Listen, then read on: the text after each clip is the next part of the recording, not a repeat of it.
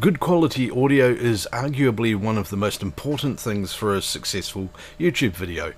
I mean, it doesn't have to be absolutely perfect, and you don't have to spend hundreds or thousands on high quality studio microphones, but you do want your audio to be clean without a lot of distracting background noise. And that's where something like this audio shield can really start to make a big difference. Now, I know most of you watching this aren't huge YouTubers with massive budgets, and you don't really want to sink a lot of money into something like this when there might be cheaper alternatives.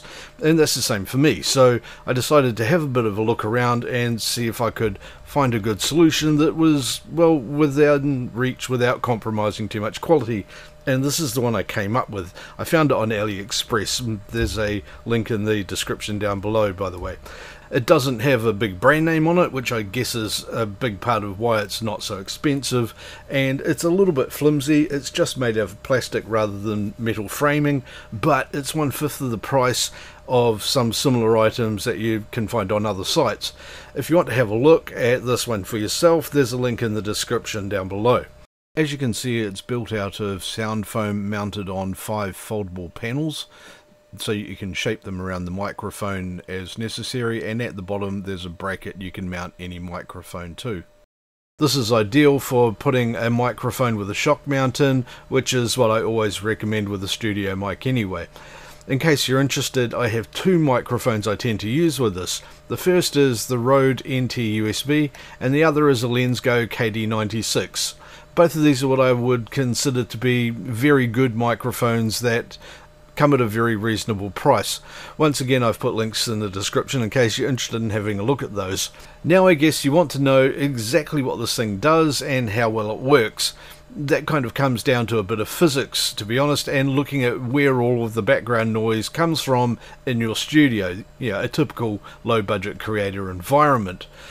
As it turns out, while I'm recording this on a lovely Saturday afternoon in a steel shed on a nice day, so of course all my neighbours are out doing their usual things like mowing lawns, there's motorbikes going past, there's a bit of wind blowing, there's dogs barking, kids playing, and somewhere in the background there I can hear somebody listening to music quite loud as well. All of these are noises that you really don't want being picked up if you possibly can.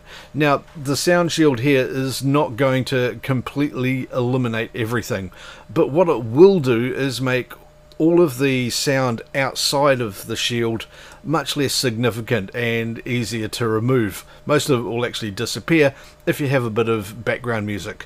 So let's have a look at how this works by recording some ambient audio with and without the sound screen and comparing the results. I'm actually going to play a little bit of extra noise in the background as well, just to bump the graphs up a little bit so that the visual comparison is more noticeable. But I'll be playing the same background noise, which is a rain track that I'm going to have going on the TV behind me here, and you'll be able to see exactly how the significance of the background noise is affected. Okay, let's do that. I've just recorded a bit of audio twice. First time was without the shield, then I added the shield to the microphone and recorded the same thing again. I've got the same noise going on in the background in both of them, there's no significant difference, so they're a pretty good match. Then what I've done is I've put both of these audio tracks through an audio analyzer so that I can see what the response graphs are across a frequency range, and I've taken a screenshot of a pretty typical bounce at the same time through each one when the noise levels are exactly this. Basically they're exactly the same. So here's the first graph, and as you can see there is a fairly decent volume of audio right across the entire wave. And if I compare that to the second one, once I put the sound shield on, you can see that a lot of that noise, while it's not completely gone and a lot of the highlights and more dominant sounds are still there, a lot of the background noise has gone away, and what is remaining is only about half the significance. This result is fantastic. It's exactly what I was hoping to see. The background noise hasn't completely gone away, but that's fine because it is a lot less significant. So you need to resort less to tricks like putting on a bit of background music or something to hide it away. And It means that whatever you do put on is also less significant and less distracting, and isn't going to be taking the audience away from the main message, which is what you're saying, what you're talking to your audience about. If you already have something like this, by the way, a different brand one or something like that, I'd be really keen to hear what your experiences are with it as well. So drop me a message in the comments below and let me know. Now, just a quick note on how this thing works. So I think it's fairly obvious, is that these panels around the side and behind the microphone actually stop any noise from getting in here from directions other than where you're talking to it directly in front.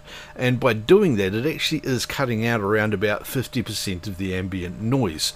I had a bit of a think about it and came up with a bit of a hack as well.